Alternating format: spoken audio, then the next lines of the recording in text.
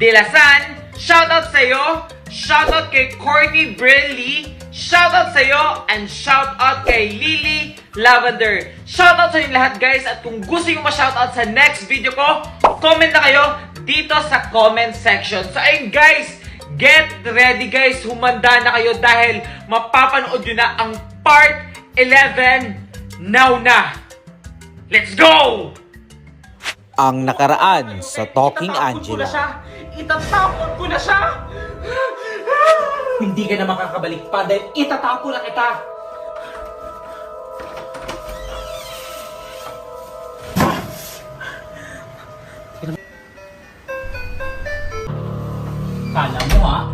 Kala mo ha?